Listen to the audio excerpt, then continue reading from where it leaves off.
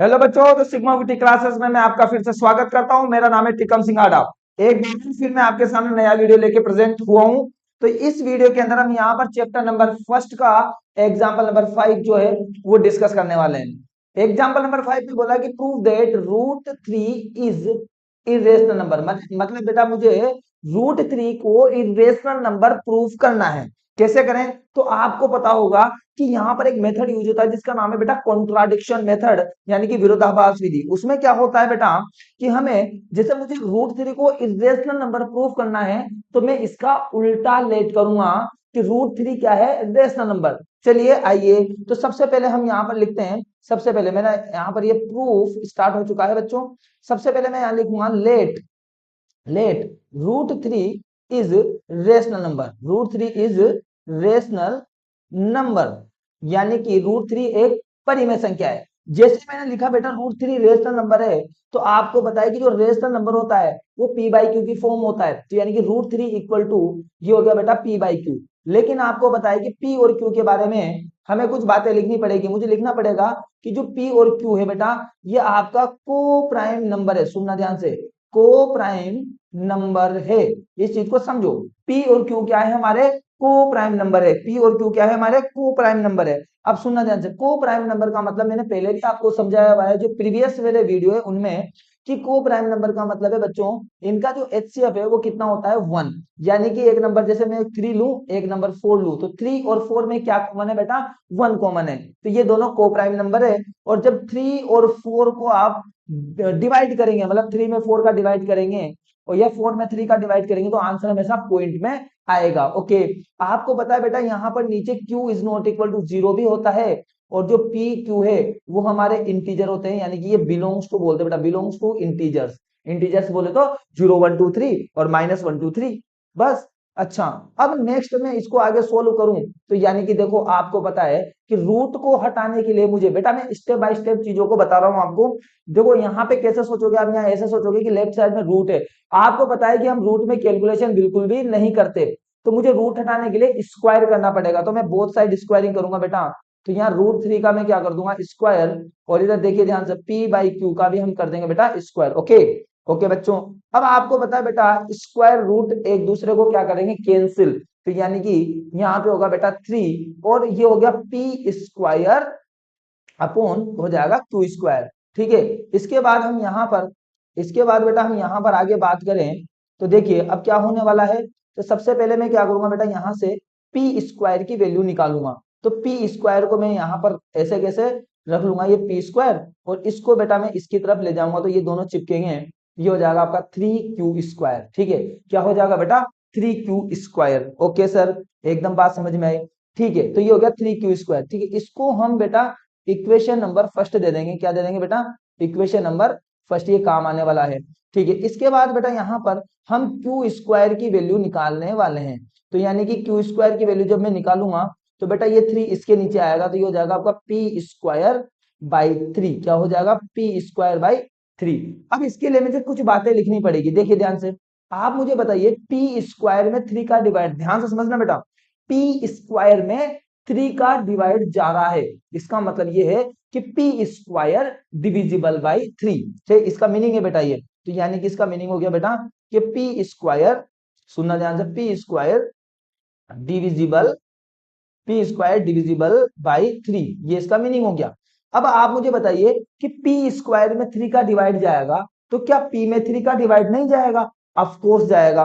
तो यानी कि मैं लिख दूंगा कि p square divisible by 3, then p is also divisible divisible by 3। ये लीजिए, अब इसका मीनिंग तो बेटा ये हो गया और इसका मीनिंग नहीं लिखा। तो पी डिविजिबल बाई 3 का मतलब है कि p में जब आप 3 का डिवाइड करोगे, मतलब p बाई 3 करोगे, तो कोई ना कोई आंसर आएगा। वो आंसर हो गया बेटा r। जैसे इस चीज को ऐसे समझो बेटा, मैं आपको बताऊं कि यहाँ पर आपके मैंने जैसे 5 का स्क्वायर लिखा, सुनना ध्यान से, 5 का स्क्वायर लिखा। या मैं एक एग्जांपल ऐसे ले लेता हूँ बेटा कि मैंने यहाँ पर 9 स्क्वायर लिखा और उसमें मैंने 3 का डिवाइड किया। आपको पता है कि 9 का जो स्क्वायर होता है बेटा वो होता है आपका 81। ठीक है, 81, सुनना ध्यान से बेटा, 81। अब उसमें 3 का डिवाइड जाता है क्या? हाँ सर, बिल्कुल जाता है। सुनना ध्यान से, अब मैं कह रहा हूं कि अब ये 9 के स्क्वायर में 3 का डिवाइड जाता है, तो मैं कह रहा हूं कि 9 में क्या 9 में 3 का डिवाइड नहीं जाता? जाता है। तो बस यही तो मैं समझा रहा हूँ बेटा आपको। तो यानी कि पी स्क्वायर में 3 का डिवाइड जाएगा तो पी में भी 3 का डिवाइड जाएगा, मतलब 9 के स्क्वायर में 3 का डिवाइड जाएगा तो 9 में भी 3 का डिवाइड जाएगा। ओके सर, ये बात हमें समझ में आ चुकी है। ओके, अब हम क्या करें बेटा, तो अब ध्यान से समझो। अब यहां से मैं क्या करूंगा बेटा, तो यहां पर हम p की वैल्यू को निकालेंगे। तो p इक्वल टू, ये दोनों बेटा इधर चल जाएगा, तो 3 इंटू आर, 3 हो गया आपका 3r। ओके, अब मैं क्या करूंगा, बोथ साइड स्क्वायर, क्या करूंगा बेटा, बोथ साइड स्क्वायर। सर क्यों कर रहे हैं, क्योंकि मुझे पता है कि p को जब स्क्वायर करूंगा तो p स्क्वायर हो जाएगा और ये हो जाएगा बेटा 3r स्क्वायर। अब देखो ये हो गया आपका p square equal to 3 square हो जाएगा बेटा 9 और ये हो जाएगा r स्क्वायर। अब आप कहोगे सर आपने बोथ साइड स्क्वायर क्यों किया, क्योंकि बेटा मेरे पास p की वैल्यू नहीं है, मेरे पास p स्क्वायर की वैल्यू है। अब आप थोड़ा ऊपर जाके अगर थोड़ा सा देखे बेटा, यहाँ पर ऊपर जाके अगर आप थोड़ा सा देखे तो आप ध्यान से देखो, यहाँ पर इक्वेशन नंबर फर्स्ट में p स्क्वायर की वैल्यू क्या है आपके पास, 3q स्क्वायर। अब नीचे आ जाइए, तो यानी कि इक्वेशन नंबर फर्स्ट में बेटा सुनना ध्यान से, मैं क्या बोल रहा हूँ बेटा, कि इक्वेशन नंबर फर्स्ट में यहाँ पर हम लिख देंगे इक्वेशन फर्स्ट से, ठीक है, इक्वेशन जो इक्वेशन फर्स्ट है उसमें हम लिख देंगे बेटा, इक्वेशन फर्स्ट में पी स्क्वायर की वैल्यू है आपके पास 3q स्क्वायर।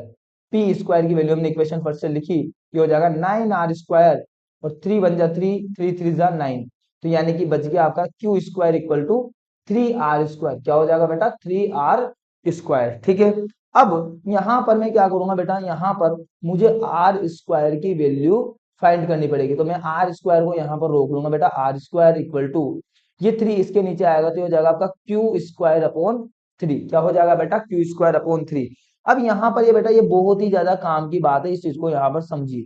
कैसे सर काम की बात, तो मैं आपको बताऊं काम की बात कैसे है। ये ऐसे है कि देखो मैंने क्या बोला, क्यू स्क्वायर में 3 का डिवाइड है, तो क्या बोलेंगे इसको, तो इसकी इंफॉर्मेशन हो जाएगी बच्चों, Q square divisible by 3, Q square divisible by 3। अब आपको पता है कि बेटा क्यू स्क्वायर में 3 का डिवाइड जाता है तो क्यू में भी जाएगा, तो हम लिख सकते हैं कि Q is also divisible by 3। Okay, अब यहाँ पर बेटा ये वाली जो काम की बात है, देखो यहाँ पर क्या है, यहाँ लिख रहा है कि क्यू इज डिविजिबल बाई 3। सुनना, हम थोड़ा सा ऊपर जाते हैं, और यहाँ पर देखते हैं कि यहाँ पर क्या लिख रहा है बेटा, यहाँ पर देखो P इज डिविजिबल बाई 3, यानी कि इन दोनों बातों को अगर आप ध्यान से समझे तो यहाँ पर लिख रहा है कि P में 3 का डिवाइड जाता है, P में 3 का डिवाइड जाता है, और यहाँ लिख रहा है कि Q में 3 का डिवाइड जाता है।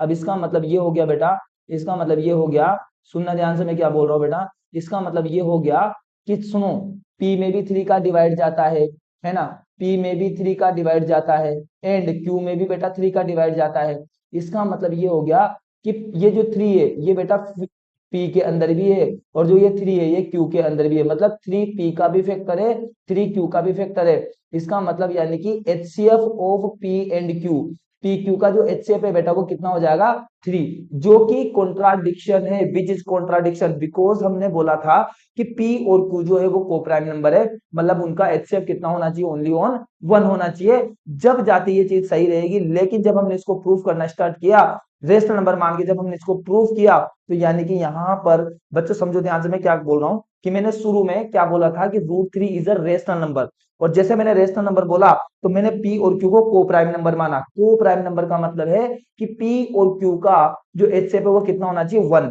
है ना। फिर मैंने इसको जब सोल्व किया तो यहाँ पर P Q का HCF कितना आ गया बेटा 3, 1 नहीं आया, 1 आता तो जो मैं मान रहा हूं वो बात सही होती। सुनना, मैंने रेशनल नंबर माना ना, मैं क्या बोल रहा हूँ कि मैंने √3 को रेशनल नंबर माना ना, तो पी क्यू का जो HCF है वो कितना होना चाहिए 1 होना चाहिए, लेकिन कितना आ गया 3, विच इज कॉन्ट्राडिक्शन। तो हम बोलेंगे कि ये कॉन्ट्राडिक्शन है, इसका मतलब मैंने जो माना है ना बेटा वो क्या है आपके गलत है, तो यानी कि बोलेंगे विच इज कॉन्ट्राडिक्शन। सुनना ध्यान से, which is Contra which is contradiction, which is contradiction. Contradiction का मतलब है कि जो कि विरोधाभास है, मतलब हमने जो माना वो क्या है गलत है।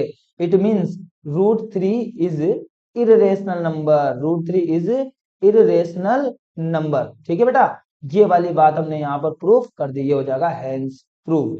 ठीक है, तो यानी कि इस वीडियो में ओके बच्चों, तो आपको अगर ये वीडियो का सॉल्यूशन पसंद आया हो तो प्लीज इस वीडियो पर लाइक करें, कमेंट करें और जितना हो सके क्लास 10th के बच्चों तक शेयर करें। ठीक है, तो इस वीडियो में मैं अलविदा लेता हूं, मिलते हैं नेक्स्ट वीडियो में। वीडियो देखने के लिए बहुत बहुत धन्यवाद।